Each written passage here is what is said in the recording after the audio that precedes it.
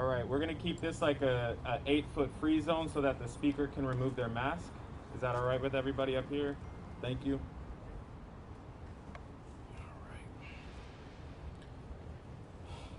Good afternoon, everybody. My name is Darren Golden. I'm the campaign manager for Measure 26-217, Yes for Real Police Accountability. This is a historic measure that has the ability to shift the way in which we approach community safety, to shift the way in which we approach public safety, and to finally hold those who are authorized to use deadly force accountable for their actions. For too long, members of all police departments have been able to operate with unchecked power. Out of the last 40 individuals shot and killed by Portland police, of the 65 officers who fired their weapons, 0 were held accountable. 0 discipline was imparted on those individuals. That is unacceptable, and that's why we are bringing Measure 26-217 to your ballots this November. At the current time, this measure has broad community support, from faith leaders to nonprofits, to culturally specific nonprofits, to environmental groups, to the business community, to all of the major publications and media sources here in Portland. What that means is that everybody in this community understands that this needs to pass. What that means is that everybody understands what police accountability can do to begin to repair trust with the marginalized communities that have been day after day, night after night, year after year attacked by the police. We all know that this needs to change. We all know that this has gone on for far too long. This is our chance to change that. Today we will hear from community leaders, faith leaders, and victims of police violence, or loved ones who have to speak instead of those who were killed by police. There is a trigger warning for some of these stories. If you are somebody who is someone who gets queasy when hearing about violence, I urge you to step away if you feel that that's going to happen. But I want you to know that every individual up here sharing their story is sharing their story, and we will not censor them. All of those individuals who are speaking about their instances with police violence, they will be available to speak one-on-one, them or their attorneys afterwards. Jason Kafori here is someone you can go to. He'll be able to direct you in the correct direction to get in touch with those individuals. This is just one step in the long road that we must travel to begin to receive justice for our communities. Just one step. Every day as individuals have been marching in the streets, a chant, "No justice, no peace," has been cried out. For more than 130 days now since the brutal murder of George Floyd, that chant has been said in the streets every day. Without justice, there can be no peace. This measure allows us to begin on that road to receive that justice. Thank you all for being here. I appreciate all of you. Starting us off today will be one of our lovely steering committee members. He is a resident nurse and a registered nurse, and I'm looking for him right now. I believe he's probably on an important business call, so we will move on. Starting us off will be Dominique Bouchard. Dominique, if you could come up, you're up first. Thank you, and please be respectful to any individuals up here speaking on the mic.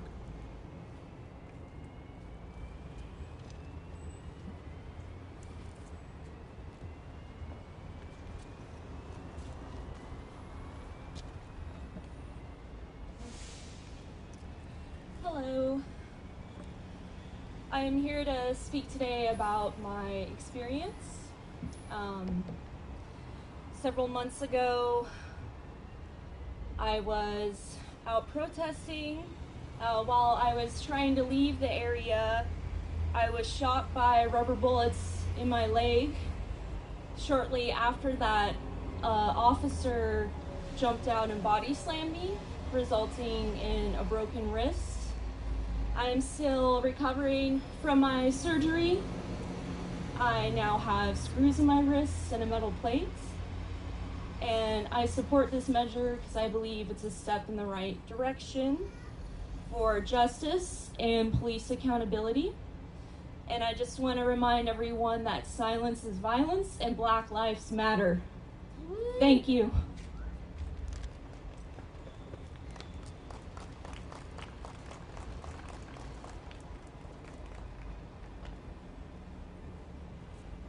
Hello, my name is Travis Nelson. I'm a board-certified registered nurse. I'm an officer of the Democratic Party of Oregon, and I'm here because it is time that we pass this measure that will finally hold police accountable here in Portland. As a black man, I have been pulled over or stopped by police more than 40 times in my life. I've been thrown against police cars. I've been thrown in the backseat of police vehicles, and it's time that that stop. Citizens in Portland deserve to have a voice in how they are policed, and it is beyond time that we implement this sensible reform. Black Lives Matter, and I am encouraging each and every one of you watching this today to vote yes for police accountability on or before November 3rd. Thank you.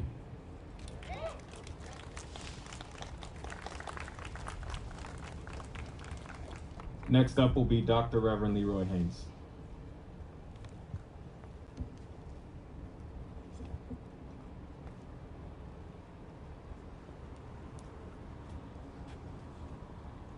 Since 2003, the Obama Ministerial Alliance Coalition for Justice and Police Reform has called for an independent citizen review board with the power to compel officers to testify and to discipline officers.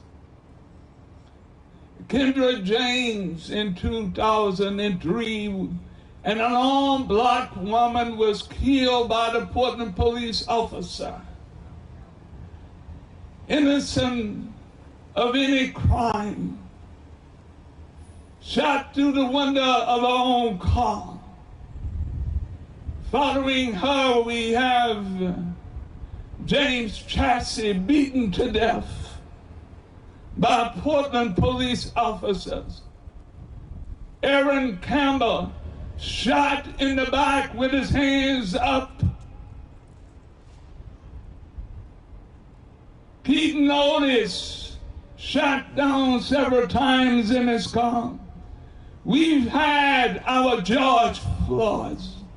We've had our Breonna Taylor, and their spirits still cry out for justice and police reform.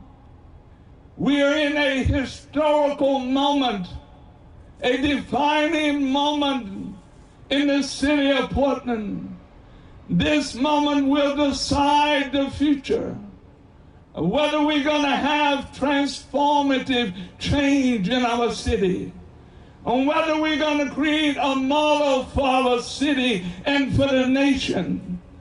This measure, 26-217, is a transformative ballot measure. I call upon all the citizens of Portland, if you want to make transformative change, if you want to transform the operation of the Portland police officer, take time and vote for this measure, and we will see a difference. We will see a new foundation. We will see a new re-imaging. Martin Luther King often would tell us, this is the urgent now. It is urgent. It is now. And we can make a decisive decision to transform the Portland Police Bureau. Vote for measure 26-217. Thank you very much.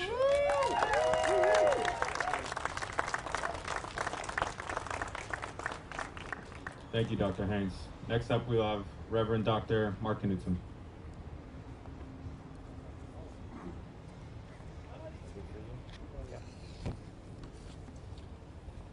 My dear colleague, Dr. Haynes, has set a powerful tone for this day. We've been working for 2.5, 3 decades as part of the Albino Ministerial Alliance Coalition for Justice and Police Reform to change the way things are.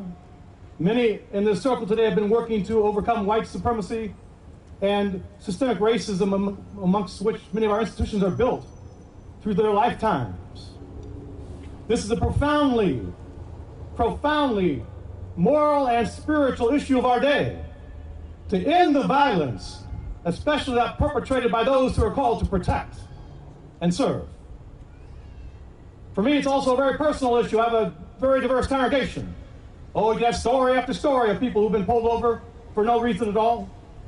I come out of a family system where well over 25 members of that immediate family system are African-American heritage, including my wife and my son and my mother-in-law, my nieces and nephews. I pray for them every day. When I got my driver's license growing up in Portland, I got it on my 16th birthday. There was no question. My son had to wait till he was 17. He's going to take every course. But he had to learn a course you don't get taught in driver's ed about how you roll your window down, how you hold your license up, how you are very respectful, even though you may be treated disrespectfully, because your life could be at stake. Kicker James, 2003. Aaron Campbell, the same day his brother died in the hospital, shot dead by a sniper. His family had called for help, not bullets. Measure 26217 is starting to take work that's been done for decades and make it a reality. It's a powerful measure we all need to vote on. Get your friends, get your family, get everyone to vote. This is no time to sit back and say, oh, I wish it could be. We can start it now. And this will be a measure that will start to transform this nation. It will speak to our rural areas, our suburban areas, our cities, our small towns in this state on how you start to take real change. My parents taught us, well, what does the Lord require of us but to do justice, love kindness, and walk humbly with our God? It's time to do justice, Portland. It's time to pass Measure 26217. It's time to do justice, Portland. It's time to change institutions built on a false foundation. It's time to challenge white supremacy and systemic racism in our society. And starting with a police department and reform is the place to start right in this moment. May God bless you as we walk together humbly, but also powerfully, calling for change and calling for this resolution to be, this measure to be passed. Thank you.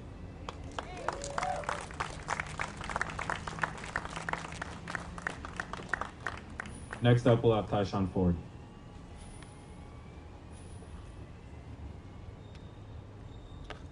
Okay, I'm Tyshawn Ford.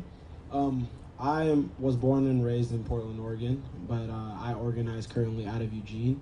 And Measure 26217 is something that we want to push in Eugene as well, to hold police accountable. Now, when we're talking about police reform, that's been a conversation that hasn't been talked about much recently. It's been a lot about police abolition. But, I think that we need to take the small wins. I think that we need to have these, be happy with these little small changes that we can make to our community. And, the police being gone is not something that's going to happen overnight. So if we can have a radical reform, something that's going to make Black people and people of color feel safe in their community, I think that's something that we definitely need to capitalize on. So voting on Measure 26217 is something that I think is very important to the community, and especially to our Black people in the community who haven't felt heard for years and years and years and years. And people are going out there in the streets and they're getting brutalized every single night. Night after night after night, and a lot of the times people are peaceful protesting.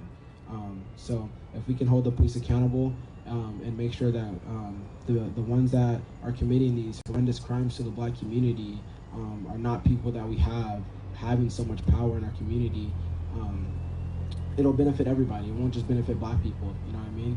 And I think people fail to realize that Black liberation is human liberation. If Black people are liberated, then that's going to help everybody. It's just like the Civil Rights Movement, with Martin Luther King and them. When colored people people of color could go to places that said whites only, you know what I mean? That wasn't just Black people, you know what I mean? That was the Latinx community. That was the indigenous people. So We're out here fighting for Black liberation, as for human liberation as well.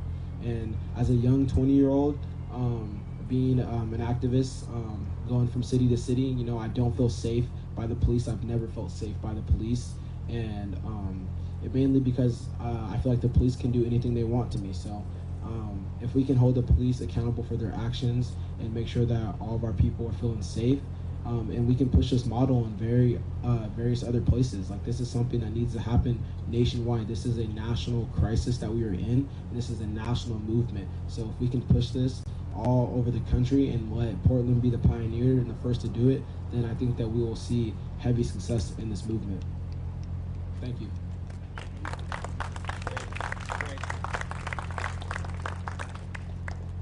Can you hear that speaker? Yeah. It's on? I can't tell.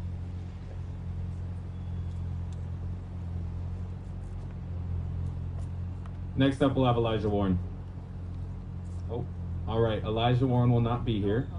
Oh, the speaker, was it on? Can you guys all still hear fine? All right. And we'll have Elijah Warren talk to you.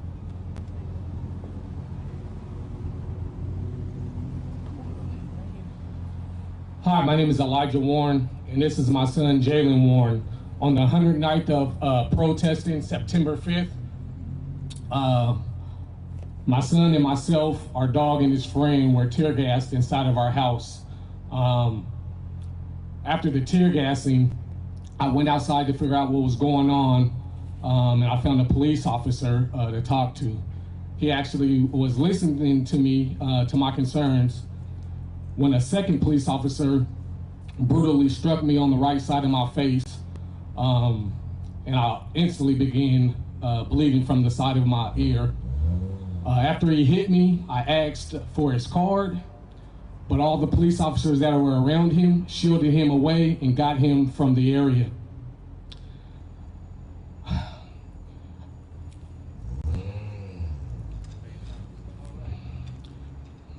When I walked from the corner of my house back to my house, and I opened the door, I remember the look on my son's face as he seen blood everywhere, covering my face and my neck and all of my clothes. And he asked me what happened, and I told him it was the police who had did this to me.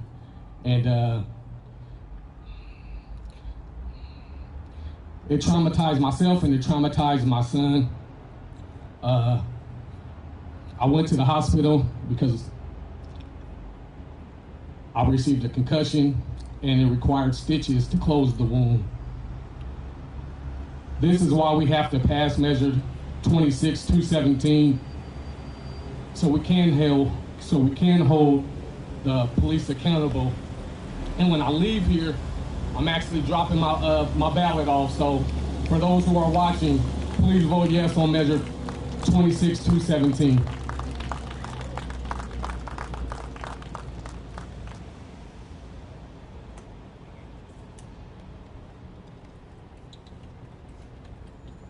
Next up, we're gonna have kind of a local legend. Dustin will talk to all of y'all.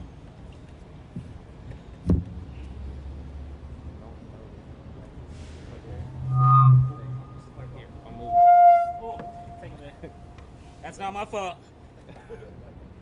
That's a hell of a start, huh? Can I ask you guys something? Do y'all believe in fate? That man that just spoke, I was right behind him when that happens. Elijah, where you at? Remember me? I was right there. Right there. Police accountability. Police brutality. Let me tell you what you guys don't see on the news every night. Let me see what you guys are missing on social media. Shit like that. Pardon my French, but it's been happening for over 130 nights. And it happens with no accountability. These cops, I won't even talk about me yet, I'll get to me. You guys, if you know me, you know what I've been through in the last 2 weeks. And we'll get there. But let's talk about 130 days plus worth of accountability. Let's talk about cops taking their badges and covering them up. Let's talk about these same cops. Ignoring, refusing, laughing when you ask for names and badge numbers. And you ask, was it necessary to fucking tear gas that neighborhood? Was it necessary to rip me out of my wheelchair and fucking break my arm 3 different times? Why? Because you fucking hate the fact that Brent Taylor, that I'm standing across from you, asking you why you just did what you did? The same the rest of your officers. And you know what we're met with? We're met with the same people who tell us to go file a report. Guess what? You just beat the shit out of us. And you're telling us to go walk comfortably in there and talk to you? After what I've seen for 130 plus nights, you guys, I can't even tell you what I've fucking witnessed. I can't even tell you the brutality I have seen. From medics getting the shit beat out of them. Y'all remember the wall of moms. Y'all remember all the college kids that came out. I'm talking 3 months ago. Don't forget that shit. Don't forget where we came from. Do not forget why we are here. And that's before. We're not even talking about Kendra James. We're not even talking about Patrick Hemmons. I apologize we didn't step up sooner. I apologize on behalf of me personally. That's all I can talk about. I apologize I wasn't here sooner. But on behalf of Portland, on behalf of the community that knows me, I'm asking you guys that if you were out 3 months ago, and for whatever reason you maybe stepped back, I'm asking you to do some research today. I'm asking you to look up these videos. I'm asking you to talk to these people in town. I'm asking you to fucking reach out, because it's gotten worse. It's getting worse. Accountability is not here. It's nowhere in sight. I'm begging y'all. The community's begging y'all. Vote and give these motherfuckers some accountability. Thank you.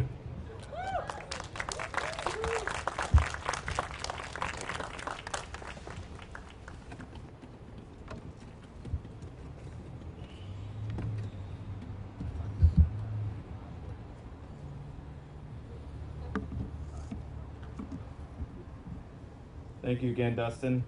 Next up will be Stephanie Babb.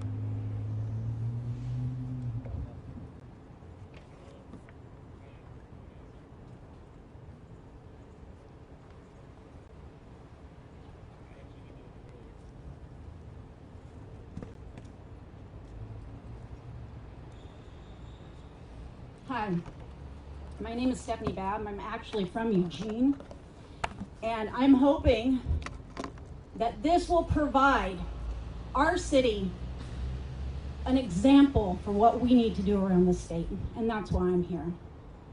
I just placed a picture down there. That's my brother.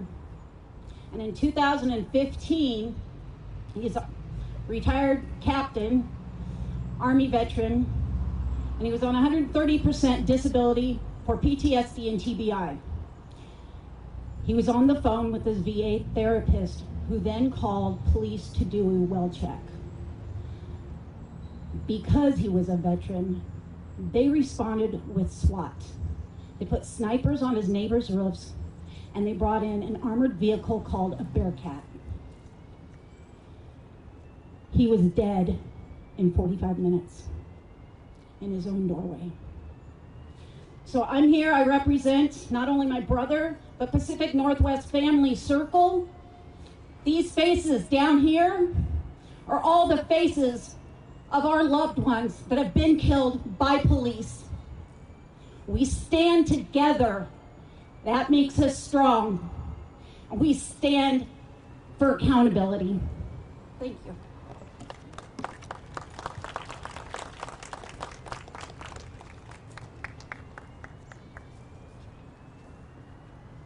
Thank you, Stephanie.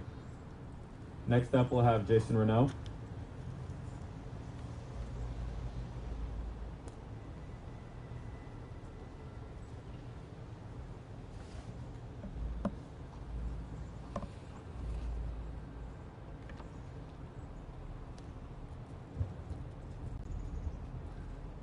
So my name is Jason Renault, and I've been a board member of the Mental Health Association of Portland for 17 years.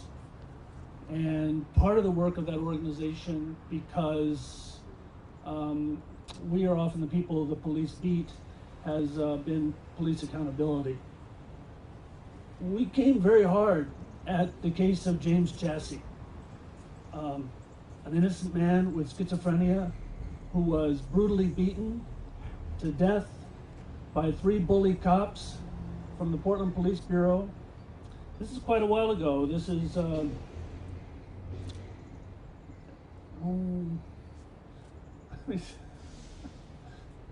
2006. And the police surprisingly found themselves innocent several times.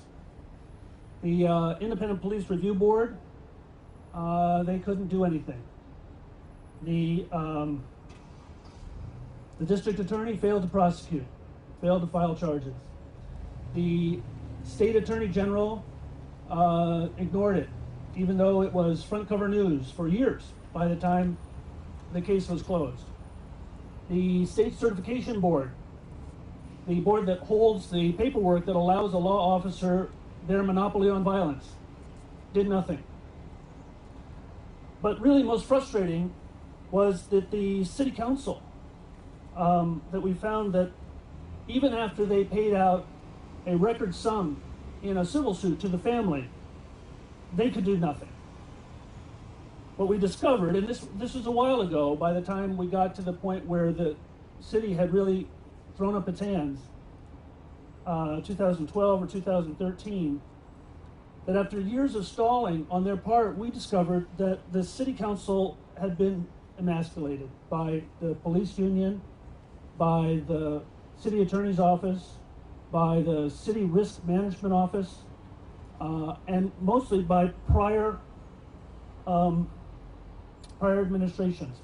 The city councilors were out of their depth as people and as elected representatives. They really just did not know what to do. So what they did was become silent and say nothing. This brutal killing at the cops were not fired. They were not disciplined. They were not criticized. The city council, police chiefs, silent, all of them. This brutal killing of an innocent man at the hands of our employees was ignored by our elected representatives, who had no control over the police actions. And they were surprised to discover this.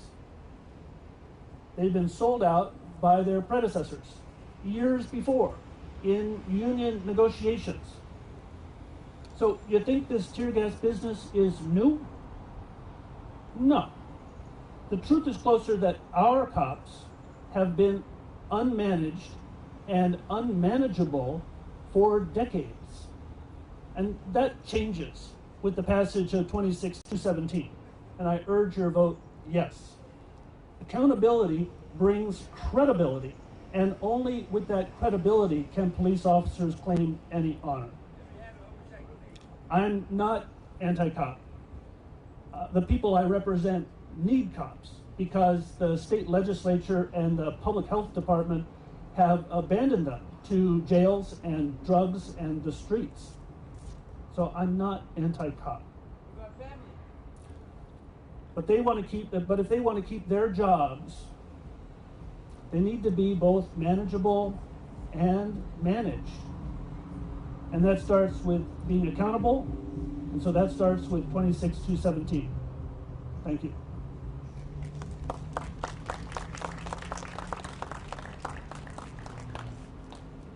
Thank you, Jason.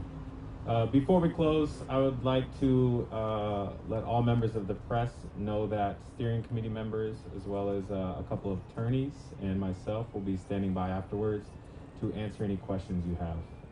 But to close us will be Dr. Haynes.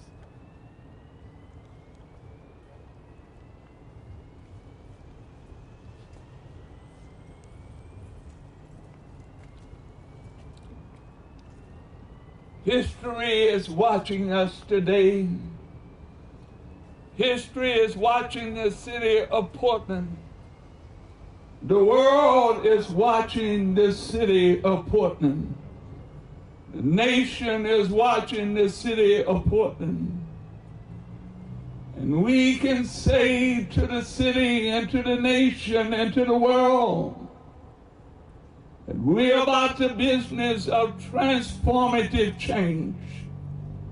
If we would vote in this ballot measure of 26-17, it will lay the foundation for a radical transformation in the Portland Police Bureau. Those who have died on the streets and blood have spilled in the city are crying out that you remember them. Those who have gone to jail and prison are crying out that you remember them. Those that have surrendered their life for justice are crying out that you remember them. We've gone too far to turn around. Justice must come. Police reform must come. Transformation must come. We can't turn around. We got to keep running to see what the end will be. What do we want? Justice. When do we want it? Now. What do we want? Justice. When do we want it? Now.